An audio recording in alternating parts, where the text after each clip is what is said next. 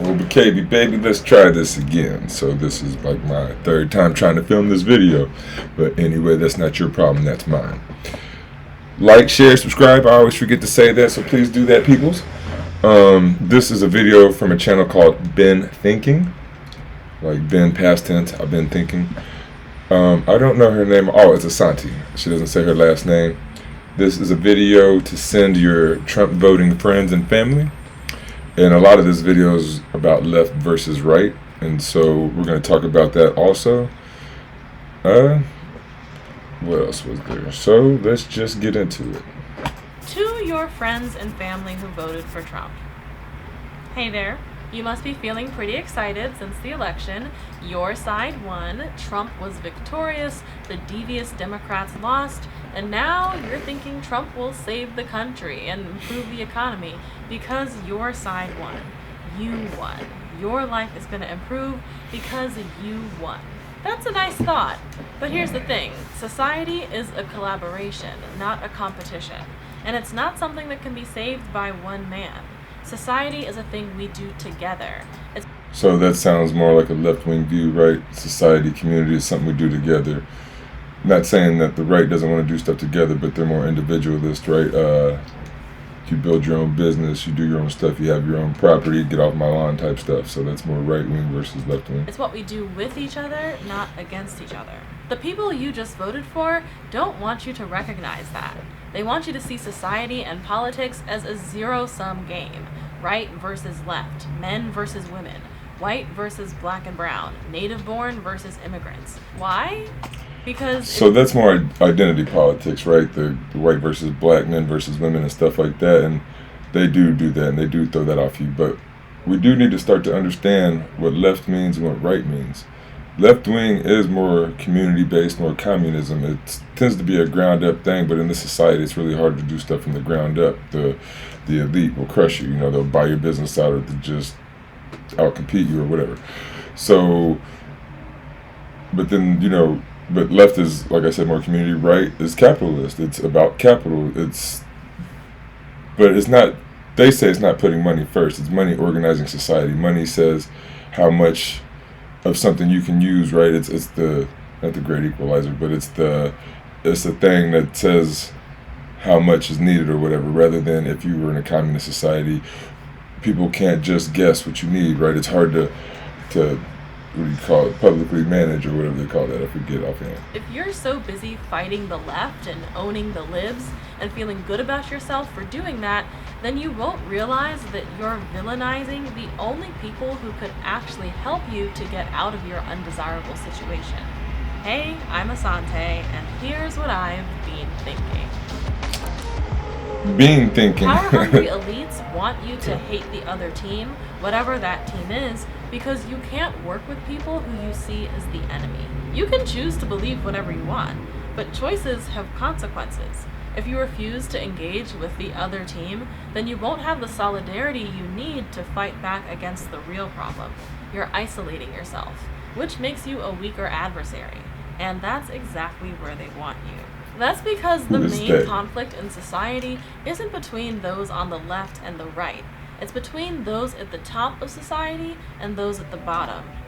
So see, there's another problem. The left would have no top of society, right? We want to equalize everything. But the right says there should be a Jeff Bezos, Donald Trump, Elon Musk, right? They earned their way. They built these businesses. They did all this stuff, and so they earned it, right? So they get to be at the top.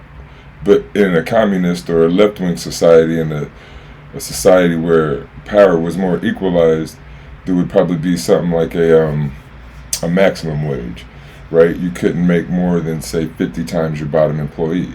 That way, because now in America, we got executives making 300 times their bottom employee to like hundreds of thousands of times now when you're talking about like Jeff Bezos and them. But so people need to understand what left and right mean. And like some of my best friends and some of the people I talk to the most and the best are right wingers, because they're into politics and they understand what left and right means, and they just want to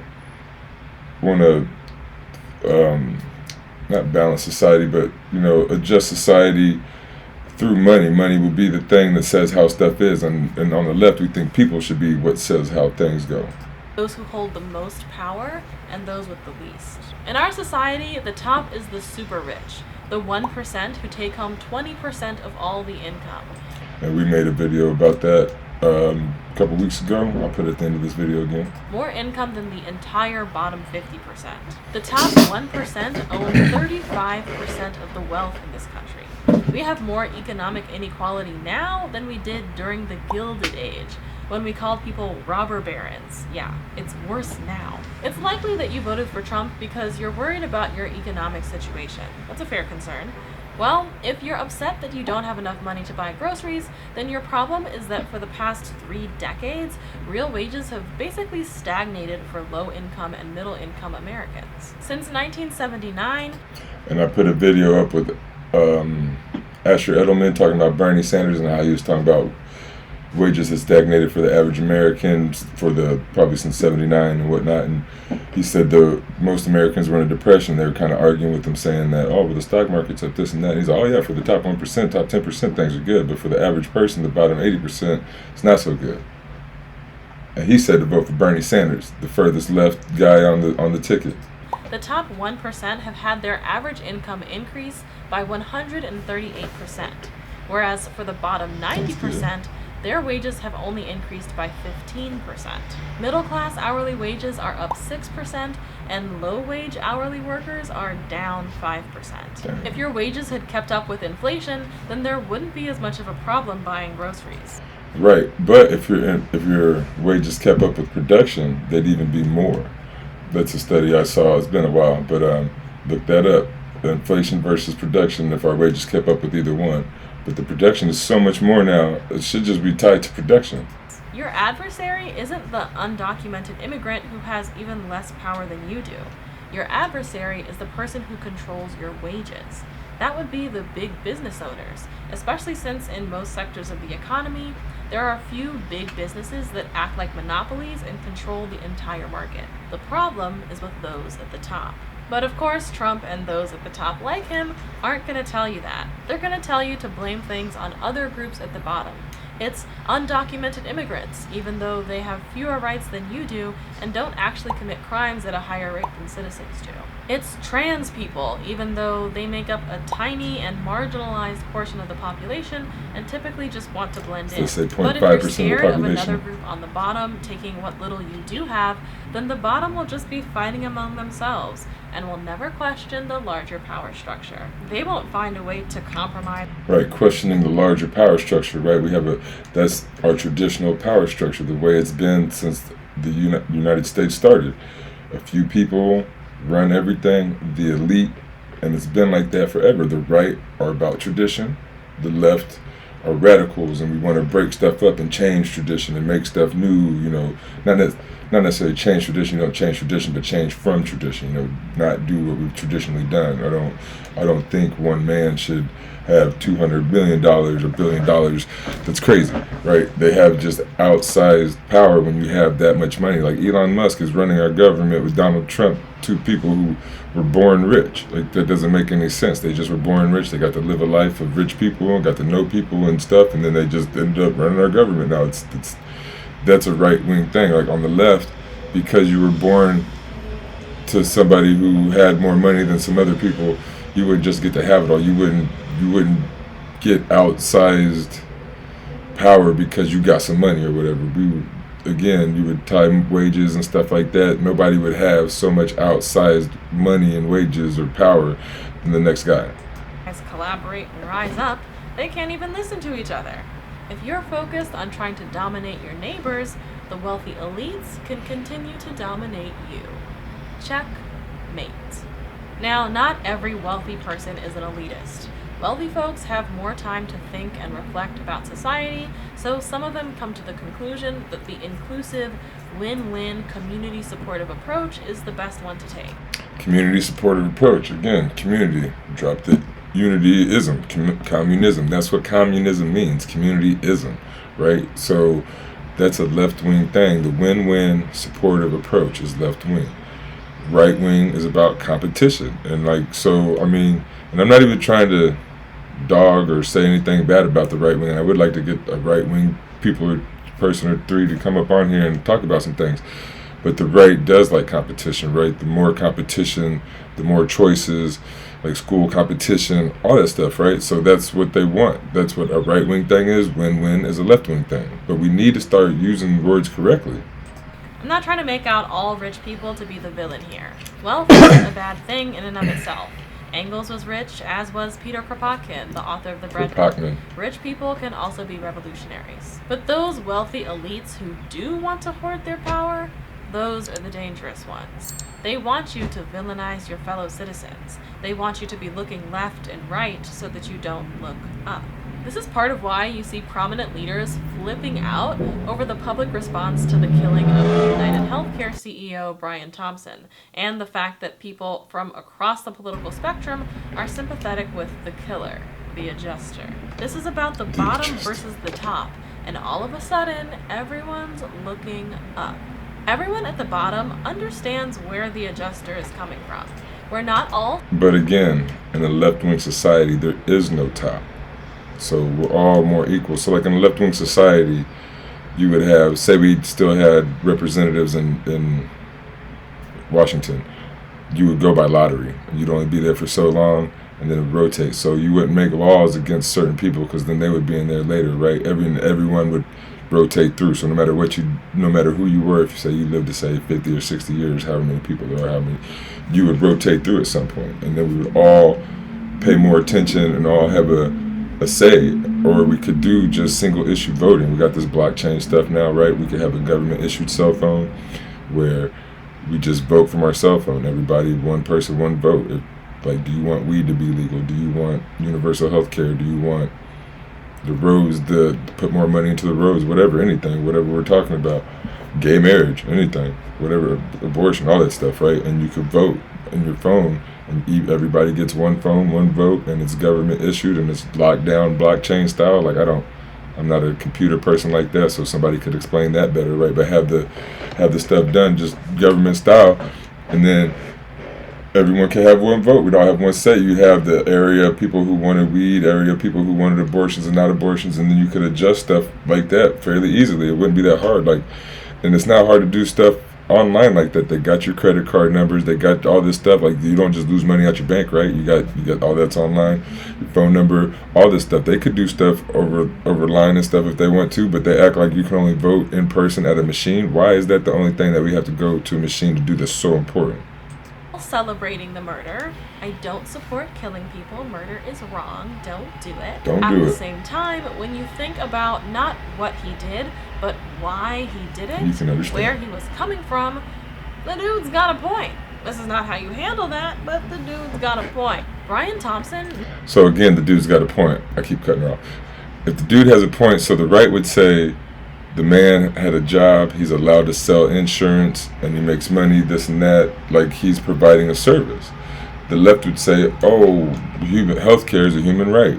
Everyone should have it. Everyone needs it. So we should just either pay it to the government or pay it to a certain thing so that nobody gets denied. We all pay our part, and the rich people probably have to pay a little bit more because they have more money. So again, it is left versus right. Like, right wing wants competitive businesses that charge you to do stuff, and that's just what it is. I mean, that's it. Made $10.2 million every year. He's not only part of the 1%, he's part of the 0.1%. And all the news channels say it's okay. From denying health care to poor and middle income people. Because rich people don't need health insurance. All the mainstream news channels say They it's can afford okay. to pay for things as needed. This is a man at the top who made his living by exploiting people on the bottom and letting them die. So you see people on the bottom across the political spectrum who are saying, hey, I don't agree with it, but the guy who got axed is basically a murderer himself. That's the problem when you exploit other people for a living. You lose the moral high ground. People are just not going to feel as sorry for you, especially when those people know what it's like to be exploited themselves. And yet, the right-wing media in particular are trying to paint this as if it's a left versus right issue, as if the adjuster and everyone who's upset about healthcare is a left-winger. But see, they're more left than they think. in America, our Overton window is shifted to the right so far that left-wing people don't even have a voice here. We're like not heard at all. Like if you say the word communism, people look at you, oh my gosh, right? So, but the right-wing media and even the mainstream media, CNN, anybody who's not a left-wing YouTuber, I haven't seen a left-wing mainstream person, I don't even know if there is one, but I haven't seen any of them say that it was okay or like try to justify it or realize the reason or whatnot. But the right is like, oh no. And even all the mainstream are like, no, he has a right to do his job, to make money, to compete against the other health insurance company, sells health insurance and do all that, right? And make his $10.2 million a year. Everyone has said, other than the left, has said that it's okay. Which is not true. Right-wing media wants to maintain the narrative that anything the left does is bad, and anything bad is done by the left. The only villains are the people on the left, the radical left, the socialist left, But see, they call the Democrats those people, and the Democrats are the dangerous ones. The dangerous ones are the liberals. The left, the socialist left, the radical left, the dangerous left, they're not dangerous. The left, the socialist left, the radical left. The real left is not dangerous. The liberals are the ones that are dangerous. The Kamala Harris is that'll put you in jail with the sign of her pen or put you away for doing marijuana when she does it. So those are the dangerous ones, are the people like Joe Biden who doesn't care how your people got there. We just need to put them in jail. But then he wants you to care about his son and how he got there when he lived a rich life his whole time, right? So pass me on, skip me on that. Like, are you serious? We care about his kid? Nah. But no, that's the difference. Like, liberals bad, left good. Dangerous left. Look left. Look left. Whatever you do, don't look up. This is the key conflict in society. It has been for ages, across history and across societies. Not between the left and the right. Oh man, she is so close but so far. It's been the left and the right, or the community versus the oligarch, or the feudalist, whether the feudalist versus the monarchy or whatever. Like the people at the bottom has always been versus the top. But who got kids to not have to work? Who got a 5-day work week? Who got a 40-hour work week? All that stuff. It's left-wing people fighting the tradition of the right. The tradition of the right is the owner class, right? And I'm not trying to, again, I know it's hard when I talk like this, it seems like I'm trying to dog the right, but I'm not. They think that the smartest people, like if you read Atlas Shrugged, right, that is the thing a lot of people on the right read and like. And what it is, like there's a movie too, so if you like books, look up the book. If you like movies, look up the movie. It's about putting society in order. The smartest people run society, and everybody else falls in line, and they do what the rich people say, or the smart people say. The rich people are the smart people because they got rich by being smart, right?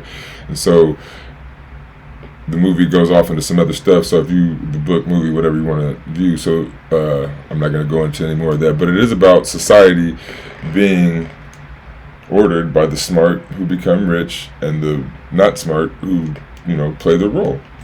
Between the rich and powerful at the top and everyone else at the bottom. Everyone else is the community. Wealth communism itself is not a bad thing. It's the extreme economic inequality that makes societies unstable and dangerous. So keeping it closer, like communism, happens when the middle and lower classes are exploited. When the super rich own our lives and force us to pay. Historically, this kind of conflict between when the rich own our lives and the left, communists, don't even want us to own private property, right? So the further to the right you go, you want to own more stuff. To where I always said in capitalism, you can buy anything, right? You can buy your congressman, you can buy your president, which Elon Musk kind of just proved, but you can buy anything, so they can buy our lives too. You know what I'm saying? So again, a lot of left and right, we need to start having a real conversation about what left and right is. So like, share, subscribe, guys.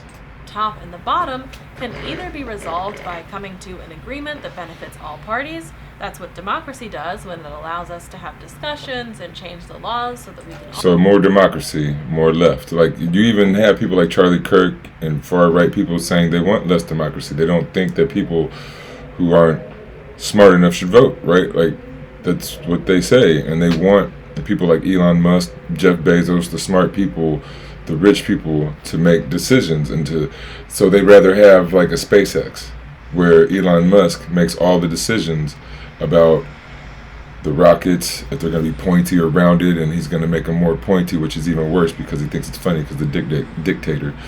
But so rather than having NASA, where it would be government funded and it should be more of a people thing, and I understand our government doesn't do stuff for the people like it's supposed to do. So in a communist society or in a more left-wing society, the government would be ran by the people more. It'd be more, like I said, we could vote on our phones if we wanted, or have representatives that rotated through rather than staying there the whole time, like for a lifetime.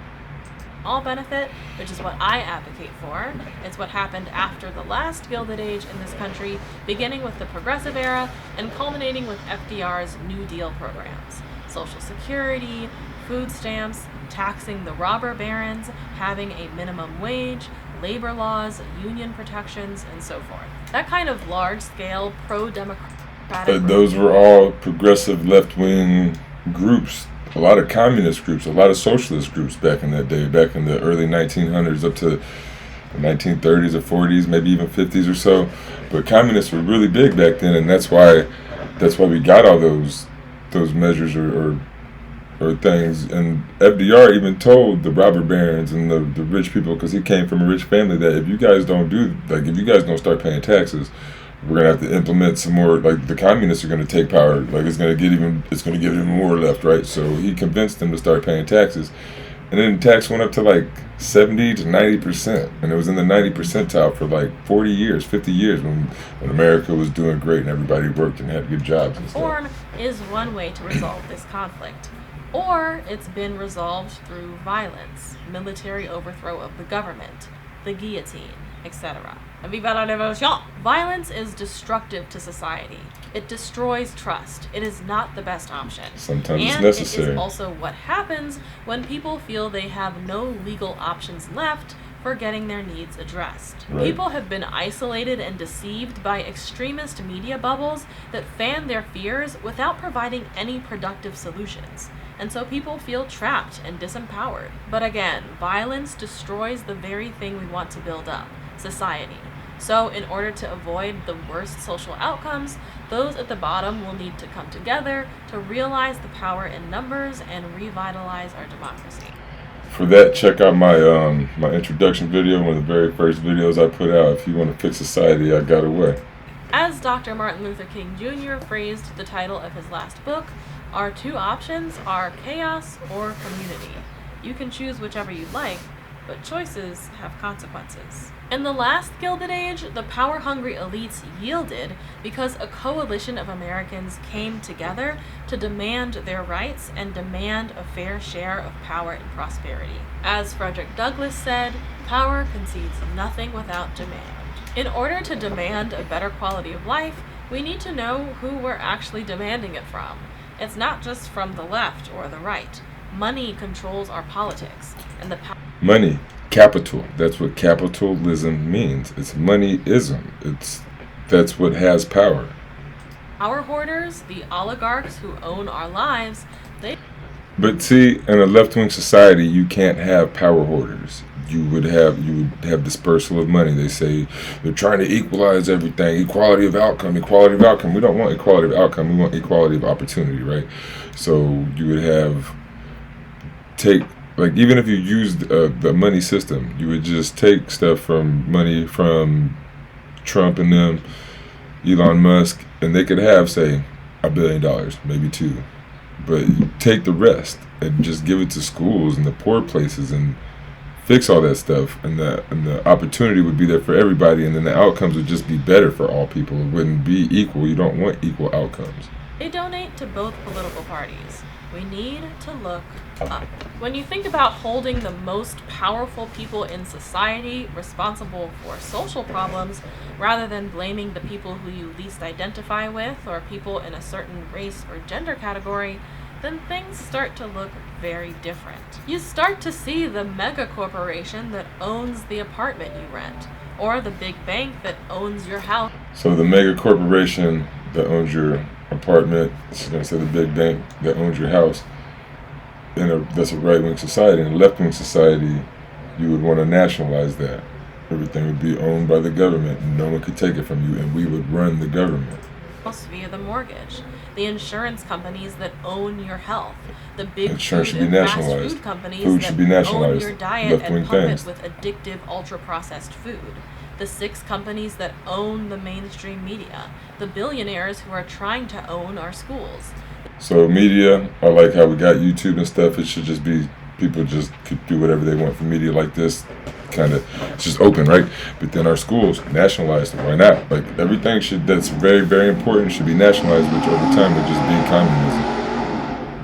Motorcycle ran by. I apologize about The that. super PACs who own our politicians. Most people don't own much of anything. So, yes, the American people have the right to be angry. Now, let's focus that anger in the right direction. Culture war politics is a distraction. If political leaders can convince you that they're on your side because they speak the way you do, because they feel your pain, because they share the same race or gender or Barack Obama cultural was great at background that. as you, if they can get your vote based on those things, they don't have to worry about actually improving your life. Right. They don't have to prove to you that they aren't bought and paid for because you don't care about proof. You trust them no matter what because you feel seen and heard by them. They're on your team. You can't trust anything the other team says anyway. You should only be listening to your people. They're the ones that have your back.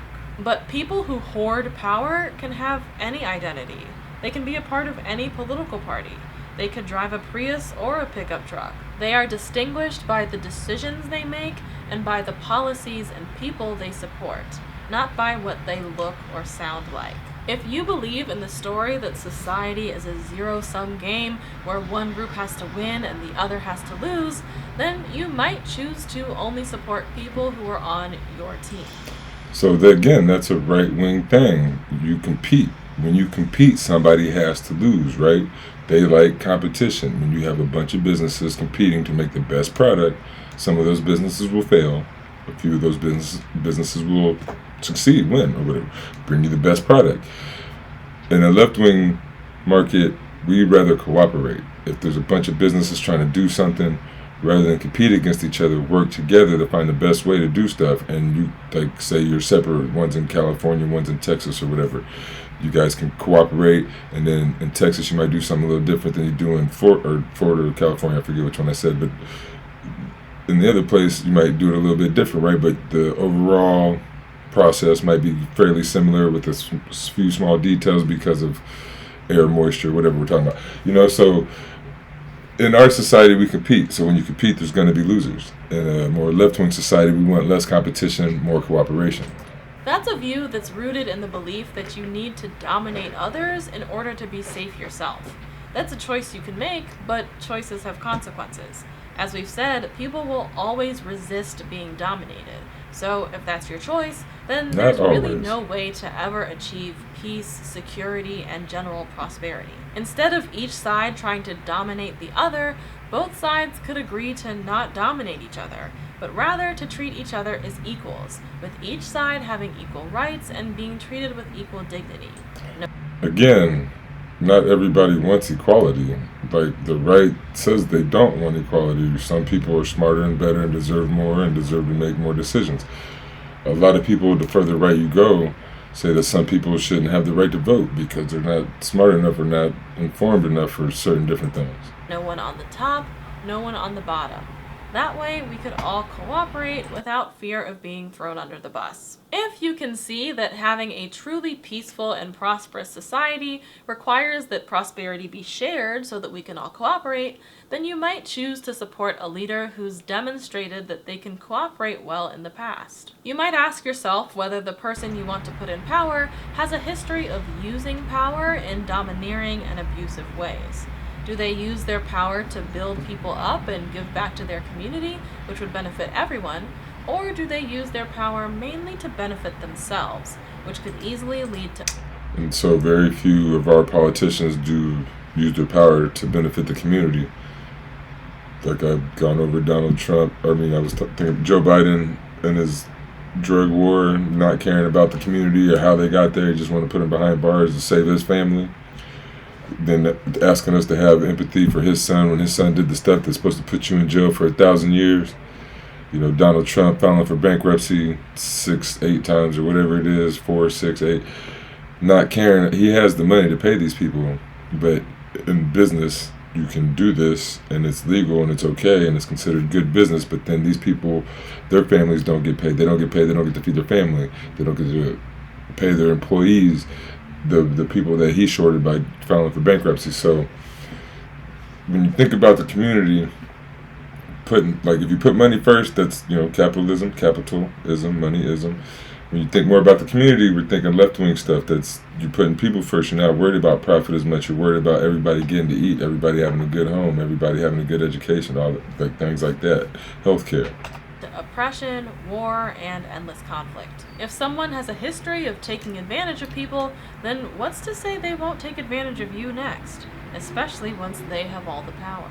Power hoarders don't want you to be... So when she says that, and this is a video to send to your Trump voting friends, Kamala Harris has a history of abusing power. Joe Biden has a history of abusing power. Barack Obama is the only one that didn't have the history of abusing power when he got in, but then he abused power. So the Democrats abuse power just as much and just as bad as Republicans. So, I mean, a lot of Trump voters who are informed, they find stuff like this, like, what do you call that? They'll say the same thing. Well, they abuse power, and you're telling me that Trump abuses power. It's just so silly. Thinking about these kinds of power dynamics. They want you to be thinking about team loyalty, about winning, not about how the systems that are keeping them... Patronizing is the word. They find it patronizing when you say, oh, well, Donald Trump is this evil dude who abuses power, and then they can show you all these videos of Kamala Harris saying she abuses power, Joe Biden just saying he abuses power. They don't say, I abuse power, but with the stroke of my pen, I could put you in jail. That's straight abuse of power. Like, it's just crazy. Rich and powerful are the systems that are keeping you down. They definitely don't want you to be thinking about how specifically to change those systems. Because to change the system, the people on the bottom would have to unite to put pressure on the people at the top to actually change things. Community people organizing, on top yes. don't just change things on their own out of the goodness of their heart. We gotta push them. It's the right thing to do. And sure, Trump probably will upset the status quo, but taking a wrecking ball to the current system doesn't mean you'll get a better system. It just means that whatever protections you had left will be destroyed. And that tracks, because all those FDR New Deal era programs that Americans have now come to expect, Social Security, food stamps, taxing the ultra-rich, minimum wage, labor laws, union protections, along with the more recent Affordable Care Act. See, the Affordable Care Act, I would not put with those. I got fined because I couldn't afford health care. The Affordable Care Act hurt people. Also known as Obamacare, those are protections within the current system that are designed to keep Americans from falling into extreme poverty. And they are things that Republicans have been consistently working to dismantle ever since they were... And actually, Trump took the fine away. So he did dismantle a little bit of Obamacare, and it helped out people. Because at one time when Obama was in office, you would get fined if you didn't have health insurance, but you would only not have health insurance if you couldn't afford it. Implemented. And now, with this wrecking ball to the system, here's their big chance. And then, if there are no rules, no systems to keep big corporations in check, then those with the most power that free market will stuff. Do whatever they want. Right, so no checks, no balances, no regulations, right? That's what right-wingers want. That's free market. No regulations. Let the market, let the money decide. The people will choose, right? If Elon Musk comes out with a product and somebody else comes out with a product, they choose. That's just what it is. Checkmate. The only way to create large-scale change in a political system is to make specific demands about what needs to change and unite across society to pressure our leaders into making the changes we want to see. Ranked choice voting, for someone single-issue voting. Make them do what you want them to do. Voting for someone means they're the person you'll be protesting under. You vote for who is most likely to take your concerns seriously and to care about your well-being as you're making your demands. Change on behalf of the people has to come from the people, not from the politicians. Green Party, y'all. Politicians only do what we want them to do when we can collectively hold them accountable. but we That's cannot. something we can only do when we work together. And you can't work with people who view you as the enemy. You can't work with people who don't value your humanity. Again, who Green vote Party, y'all. against your Don't rights, vote for who Democrats or want to Republicans. exclude you from the conversation. In order to work together, all of our basic human rights need to be protected. I'm gonna guess that your friend or whoever sent you this video had voiced their concerns about Trump to you in the past, the ways that Republican policies threaten their basic human rights, the reasons why Trump's presidency could be harmful to the country and to them personally. I'm not going to list those here because those clearly didn't matter to you. You decided to vote the other way. And if you're like a majority of Trump voters, it's because... But see, it's condescending and patronizing to say that, right? Because Trump voters, they can tell you a litany of things that Kamala Harris has done to the black community, anybody in California. Like, if you didn't go to school, she's gonna lock your parents up for truancy. She did all kinds of bad things. So, if you're a libertarian or a Green Party or anybody that's not a Democrat and you have this stuff to say about Trump, fine. But if you're a Democrat saying this stuff about Trump or a Republican saying this stuff about a Democrat, you guys are just you're in-house fighting. You're the same people just fighting each other because Trump does it a little bit different than Joe Biden does it, but they do the same stuff. Because you thought Trump would improve your own personal economic situation. And that's your decision to make. Your vote is your choice. But choices have consequences.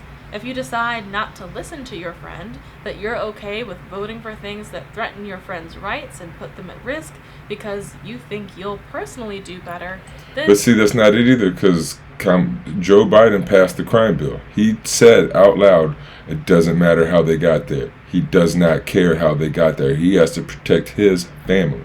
That's what he said.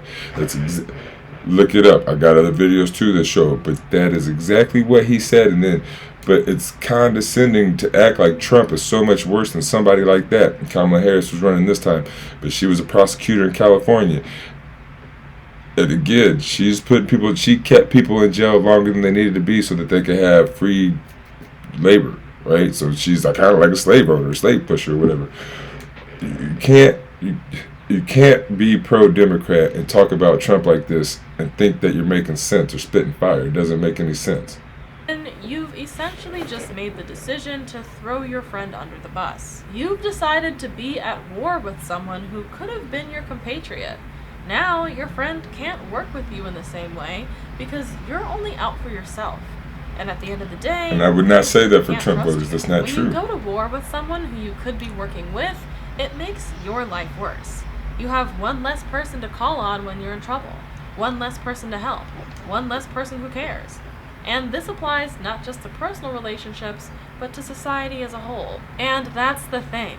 We don't reach our goals all by ourselves. We have family and friends and systems that support us. We get advice. We get a loan. And so on the left, we want more support. We want more. I guess you have how much family you have, right? But we want more friends, more support, more teachers, more better schools, to where no matter where you come from, every school, and I would say every school, yes, should look the same, but it should look beautiful. It should have beautiful classes. It should have a teacher per se, 10 to 15 kids, depending on the class. Some classes could be bigger. Some classes, like you might want to have a big gym class so you can play team sports, and you might want to have a big science class so that you could do experiments in groups and stuff. But, there should be enough teachers per kid.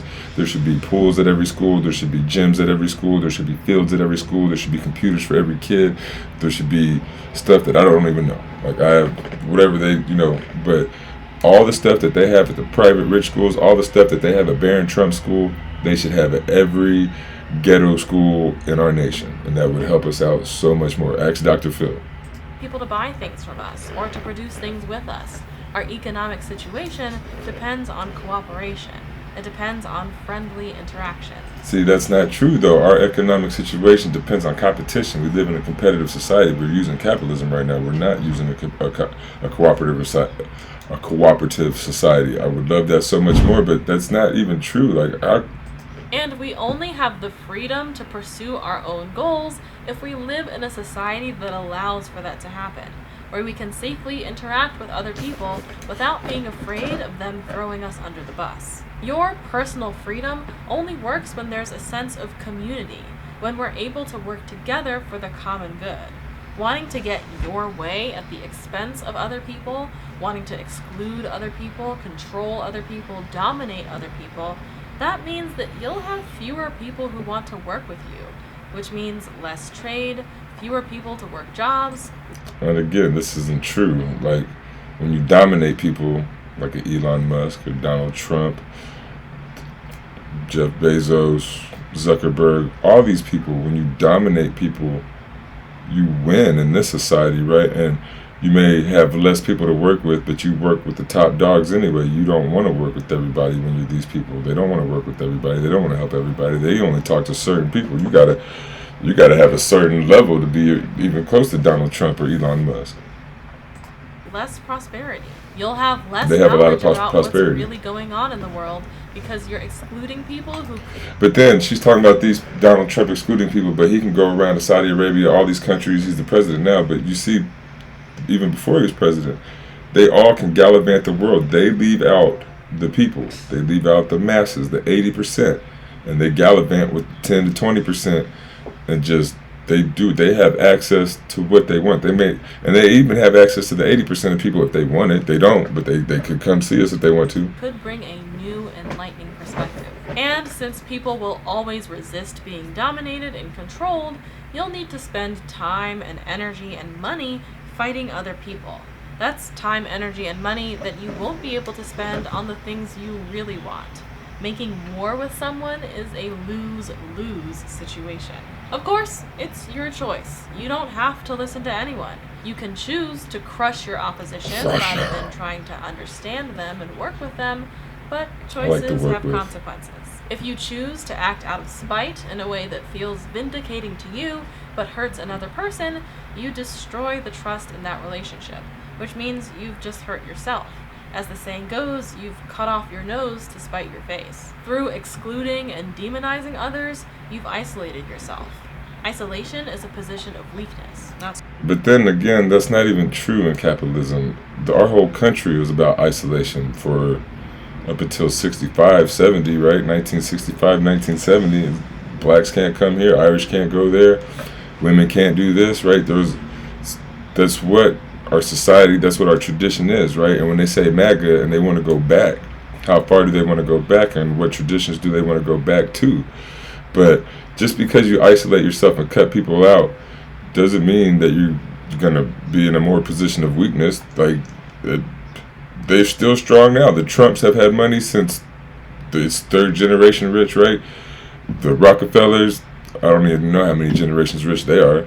But that's not true. They isolate themselves and still have all kinds of power. I'm not trying to dog this lady, Asante, but I'm just saying, like, a lot of people, a lot of liberals have this view, and we need to open our Overton window here in the U.S. and get it to be okay to talk about community, leftism, communism, society, socialism. This capital, this moneyism is not the only way. And in fact, to me, competing in life is the worst way. Why not cooperation? Is the best. Why not cooperate? Why we got to compete for everything? I love sports. I want to compete in football, basketball. I don't play football as much anymore, a little older, but volleyball, basketball, I love to compete. But in life, I don't think we should compete. I don't want to see losers. I don't want to see homeless people. I don't want to see people not living the dream, right? Like, geez, we have enough. Everybody should be able to live good. Strength. Society isn't something where half of us win and half of us lose. In capitalism, Either it all is. of us win or we all suffer. Again, 80% of us own, like, 50% of us own, like, what, 1 or 2%? 80% of us own, like, 10% or something like that. And then 1% of us own, like, 30%. It is an all or nothing in capitalism. The right-wingers want capitalism. I'm not trying to dog right-wingers, but they think money runs the way things go. And so that's just the way it is in capitalism and the right wing. Countries rise and fall together, and a house divided against itself will not stand. The alternative approach is to work with people, not against them. It's to listen to the concerns that the other side is raising, take the needs of both parties into account, and to come up with creative solutions that can satisfy everyone. Compromise and collaboration makes us stronger, makes us wiser and better informed, makes us more powerful than we would be if we were only focused on ourselves. Coming together requires both sides listening to the people on the other side, taking their needs seriously, and finding ways to compromise. We have serious racial and gender divides in this country, based on histories of domination and abuse. If we eventually want to be able to trust each other, then there'll need to be a good faith reconciliation process. We'll need people to not assume malicious intent of others who disagree with them, and we'll need those who disagree to not behave maliciously. It takes two sides to have an agreement. But I think coming to an agreement is possible because at the end of the day, we all basically want the same things. We all want to do well economically. And I want you to do well, not just for the sake of morality, but because less poverty, less despair, less trauma and mental illness is better for society as a whole. It's a lot nicer to be around successful, non-anxious, well-adjusted people. And it's a lot safer too. And so that's more of a left-wing view, right? Like, obviously, right-wing people want people to be safe and healthy, but you got to earn it, right? You got to make the money, you got to do the job, you got to put the elbow grease in, you got to earn it. And the more left-wing communist society, even if you didn't work, we still want you to be housed. We still want you to walk around clean and be able to get food and all that stuff. It doesn't matter. Like, not everybody is going to work. And even some people, like, if you really ask a lot of people, like this lady even, would you rather Donald Trump and his kids just not work, just go to the beach and leave us all alone? They'd probably say yeah. So in certain societies, or in any society, there's some people that you probably don't want putting their 2 cents in anyways, right? So in a society that just took care of people, some people wouldn't work. Some people would take advantage of it. People take advantage of capitalism right now. I want us all to be healthy. I want us all to have a fair shot at success, and to feel like we're getting a fair shot so that we're not stuck playing petty status games trying to one-up each other. We all want the freedom to be able to pursue our own version of happiness. And we want a cohesive, friendly society that supports and protects our freedom. When you consider the full picture, it's within your self-interest to consider the interests of others. Character counts. Being kind and civil towards each other is the only way for us to live harmoniously. Social equality creates trust, that bond that keeps us in community and allows us to feel safe to pursue our own individual interests without fear of being dominated or hurt by someone else. Now, sure, being kind and respectful to others would mean that we have to give up the freedom to be rude, crass, and abusive. There are some freedoms that aren't compatible with the common good.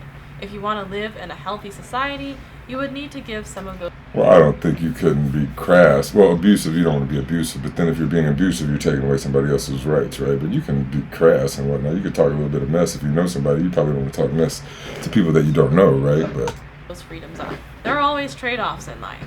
You would need to make certain choices that respect the dignity and rights of other human beings. So it really comes down to which freedom you value more. Would you prefer the freedom to insult, exploit, and abuse others, or would you prefer the freedom to live in a safe, healthy, prosperous, cohesive society? Honestly, right now, it could go either way. The choice is up to you. But choices have consequences. Think about it. Okay, so the choice is up to you. And like, she chooses to not use the terms left and right correctly, right? So then it's going to be harder to communicate. It's going to take longer to get things done.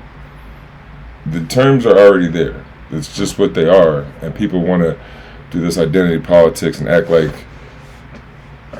we're brand new or something. We're still people. It's the same. Like, liberals are liberals. The left is community. It's communism.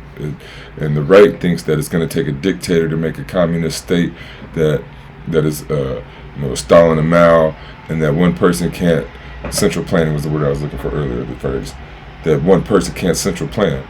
But Mao was to me, he wasn't very smart. He had some not good ideas, but he meant well, I think, but he had some bad ideas. But anyway, we have more technology now. We have these computers, we have AI, we have more people, we have ways that we can communicate better.